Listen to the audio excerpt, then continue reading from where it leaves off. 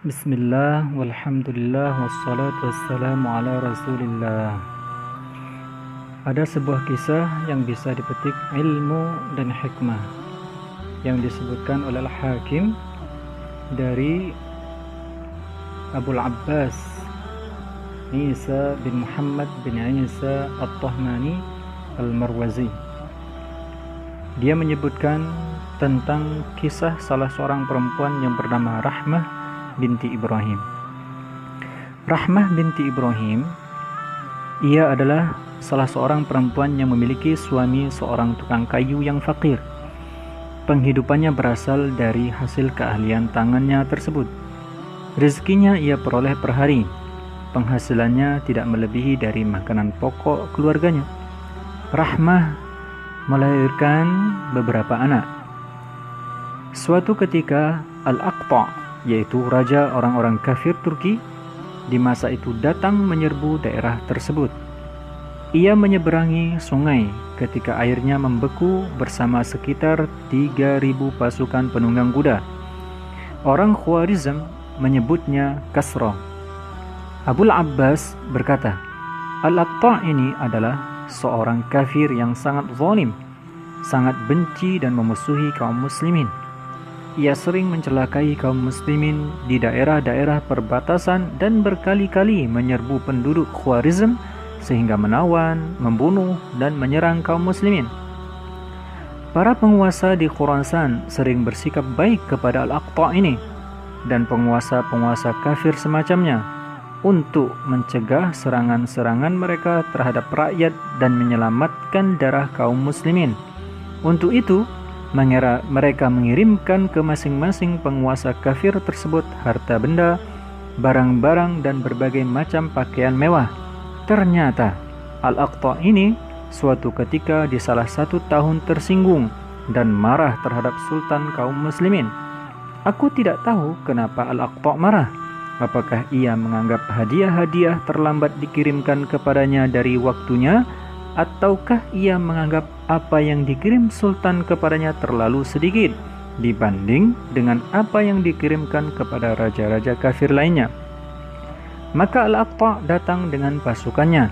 Ia kuasai jalan-jalan, ia menzalimi, membunuh, membantai, dan memutilasi korban mereka.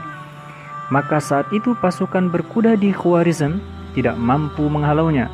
Berita itu sampai ke Abul Abbas Abdullah bin Tahir rahimahullah.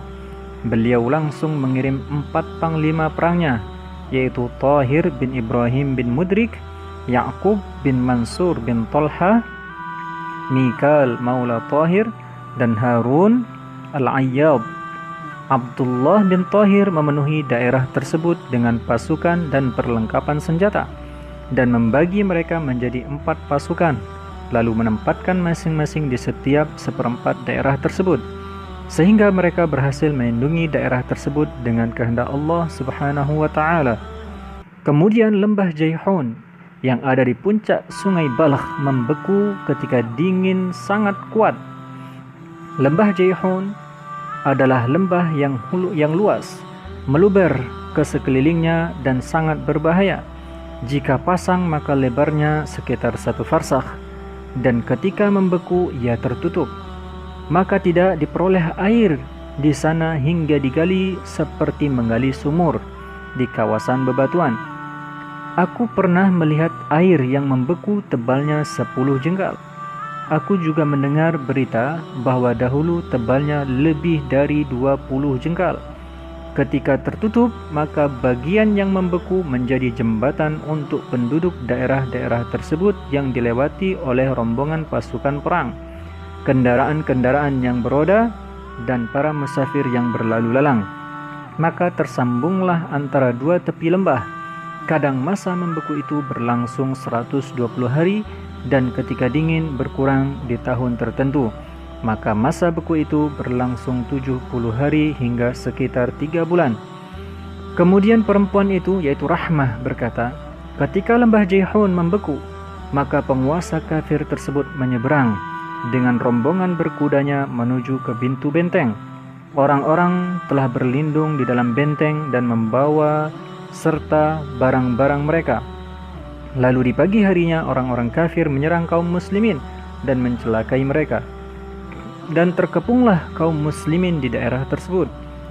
Kaum muslimin ingin keluar dari benteng untuk berhadapan dengan musuh, namun dilarang oleh pejabat daerah tersebut sebelum datang bala bantuan dari tentara sultan dan relawan perang. Lalu sekelompok para pemuda dan remaja yang bersemangat mendekati pagar dengan membawa senjata yang bisa dibawa dan mereka menyerang orang-orang kafir. Orang-orang kafir berpura-pura kalah dan lari berpencar untuk memancing para pemuda kaum muslimin agar keluar dari bangunan dan kebun-kebun di daerah tersebut.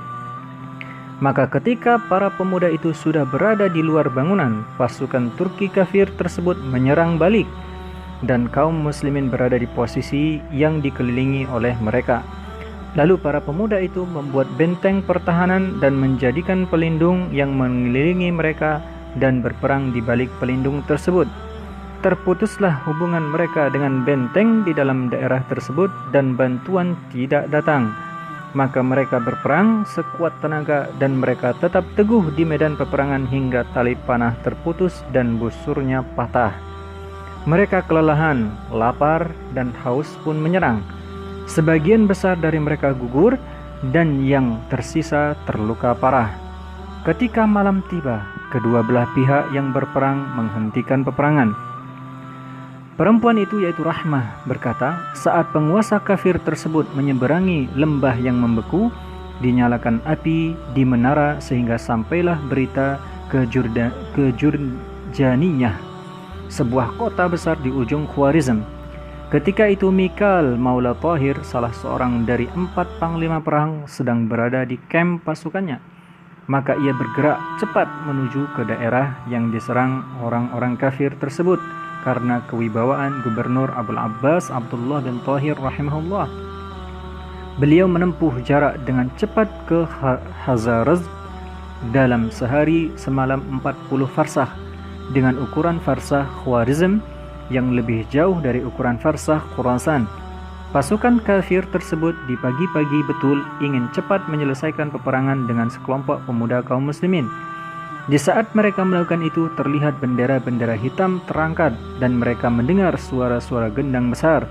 Maka pasukan kafir tersebut lari meninggalkan sekelompok pemuda kaum muslimin dan pasukan itu meninggalkan medan. Mikal pun tiba di tempat peperangan lalu menutupi kaum muslimin yang gugur dan membawa orang-orang terluka untuk dirawat. Rahmah berkata, pada malam itu dimasukkanlah ke benteng di mana kaum muslimin berada sekitar 400 jenazah.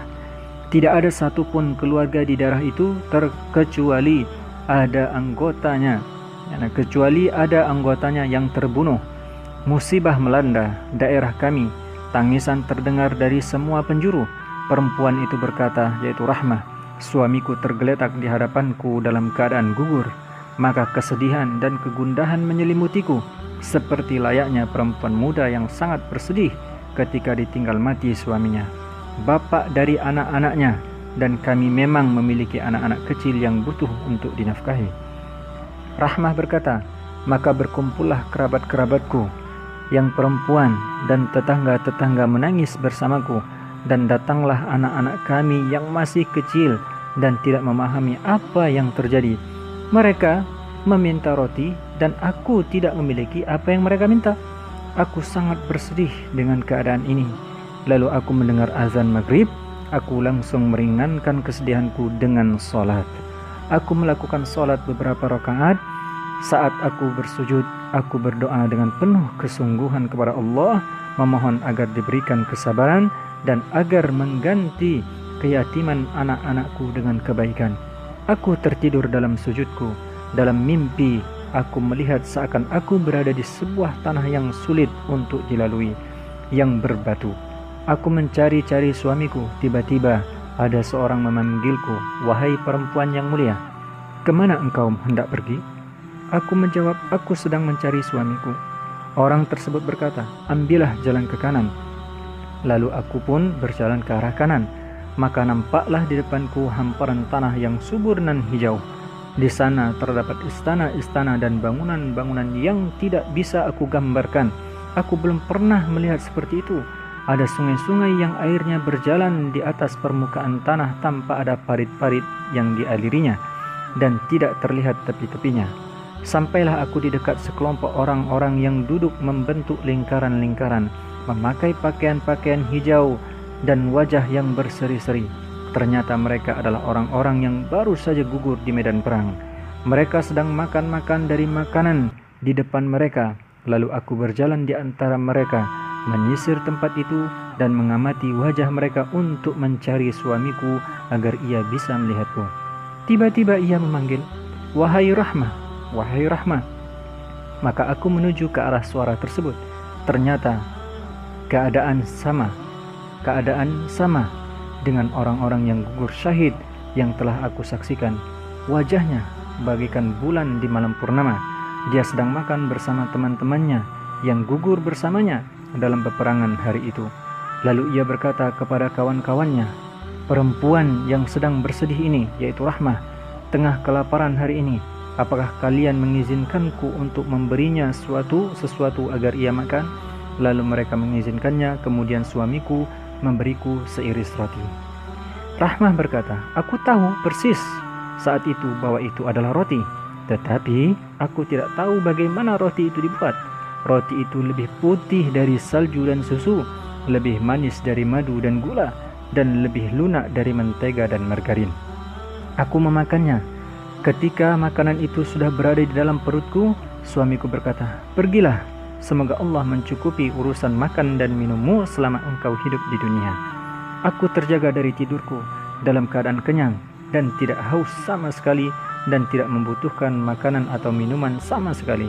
Sejak saat itu, aku tidak merasakan makanan dan minuman lagi hingga hari ini, dan tidak pernah merasakan lagi apapun yang dimakan orang-orang."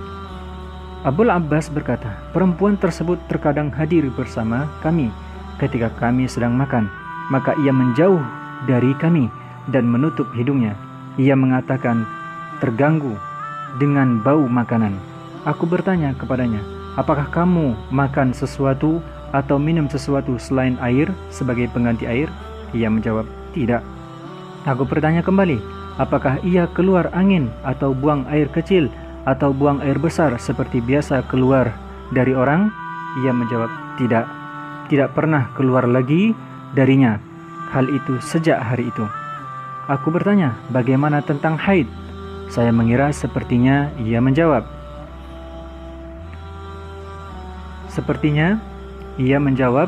telah terhenti sejak terhentinya makanan. Aku bertanya kembali, 'Apa engkau seperti layaknya perempuan butuh ke lelaki?' Ia menjawab, 'Apa Anda tidak malu kepadaku bertanya seperti itu?' Aku menjawab, 'Karena aku barangkali akan bercerita kepada orang tentangmu, maka aku harus tahu tentang segala hal.' Ia berkata, 'Aku tidak membutuhkan lagi.'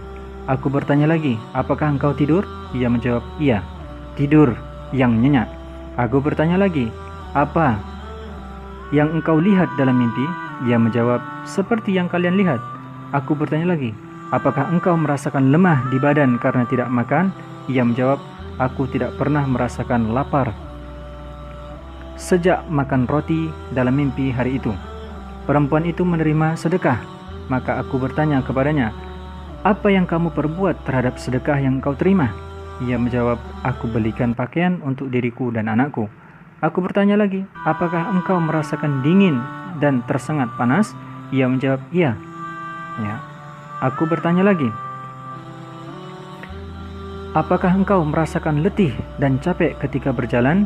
Ia menjawab, 'Iya.' 'Bukankah aku manusia?' Aku bertanya lagi, 'Apakah engkau berwudu untuk melaksanakan salat?' Ia menjawab, 'Iya.' Aku bertanya, 'Kenapa?' Ia menjawab, 'Aku diperintah para ulama fikih untuk melakukan itu.' Aku berkata, 'Para ahli fikih berfatwa seperti itu sesuai dengan hadis la wudu'a illa min hadasin aw naum.' Tidak ada kewajiban wudu kecuali karena berhadas atau tidur."